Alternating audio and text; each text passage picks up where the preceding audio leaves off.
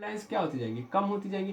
Pressure लोला समझ रहे हो, ये सेंटर है, सेंटर से जब आगे जाऊंगा तो मैग्नेटिक फील्ड क्या हो जाएंगी, लाइंस, मैग्नेटिक फील्ड की जो लाइन है वो ज़्यादा बढ़ जाएंगी ना भैया। यहाँ से देख रहे हो कोई ऑब्जेक्ट, मान लो मैं ये चुंबक लिया, चुंबक को मैं जब यहाँ पे लेके आऊँगा तो वो एक मैग्नेटिक फील्ड को बस पकड़ पाए, एक ही मैग्नेटिक फील्ड की लाइंस पकड़ पाएंगी। यहाँ पे लाऊंगा तो 2 पकड़ेंगी, यहाँ पे लाऊंगा तो 3 पकड़ेंगी। तो हो क्या रहा है, यहाँ पे लाऊंगा तो 4 पकड़ेंगी, यहाँ पे लाऊंगा तो 5 पकड़ेंगी। जब मैं R1 तक आया तो क्या हो गई, R1 पे आया तो बहुत ज़्यादा लाइंस पकड़ने लगी, यानी मैग्नेटिक फील्ड इस पर ज़्यादा बन गया कि नहीं बन गया।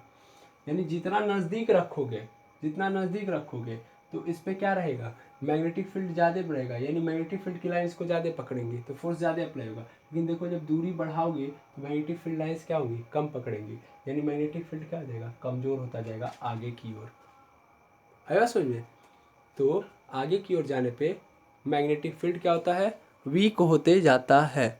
1 सेकंड में पॉज ले रहा हूँ, सॉरी फॉर इंटरप्शन। तो पहली बात आपको समझ में आ गई होगी कि दूरी बढ़ाने पे मैग्नेटिक फील्ड क्या होती जाएगी, कम होती जाएंगी अगर दूरी बढ़ाऊंगा तो। दूसरी बात, ये magnetic field is directly proportional to I. जितनी ज़्यादा धारा उतना ज़्यादा चुंबकीय क्षेत्र, माने समझना ध्यान से, जितनी ज़्यादा धारा, यानी जितनी ज़्यादा धारा का मतलब धारा बढ़ा रहे हो, यानी नंबर्स ऑफ इलेक्ट्रॉन पर सेकेंड ज़्यादा मात्रा में आएंगे। अब नंबर ऑफ इलेक्ट्रॉन ज़्यादा मात्रा में तेज दौड़ने लगेंगे तो ज़्यादा मात्रा में क्या करेंगे, मैग्नेटिक फील्ड जनरेट करेंगे कि नहीं करेंगे। तो वही चीज़ है कि जितनी ज़्यादा धारा बढ़ाओगी उतनी ज़्यादा मैग्नेटिक फील्ड क्या हो जाएगी, बढ़ जाएगी। ठीक है, तो अगर दोनों का कंक्लूजन निकालें तो जो बी है वो डायरेक्टली प्रोपोर्शनल है आई के, लेकिन इनवर्सली प्रोपोर्शनल है आर के।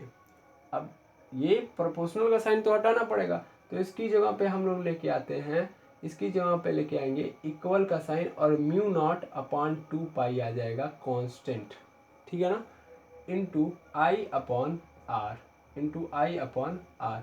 और ये हो जाता है मैग्नेटिक फील्ड का formula, formula of magnetic field due to straight conductor, due to straight conductor. एक स्ट्रेट कंडक्टर के थ्रू कितना मैग्नेटिक फील्ड जनरेट होता है, तो वह होता है mu naught upon 2 pi into I upon are.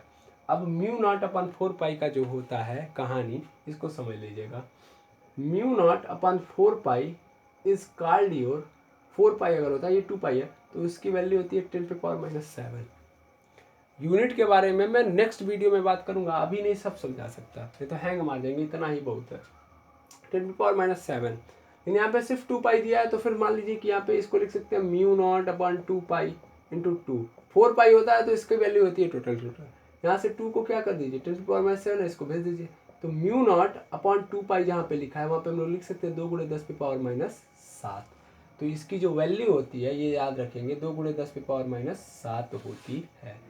वैसे तो 10 के अंदर इसका फार्मूला नहीं आता है, हो सकता है ना आए, लेकिन फिर भी आपको याद रखना पड़ेगा कि एक स्ट्रेट कंडक्टर के थ्रू कितना मैग्नेटिक फील्ड जनरेट होता है। तो mu naught upon 2 pi into I upon R, जिसमें म्यू नॉट अपॉन 2 पाई की वैल्यू होती है 2 × 10⁻⁷।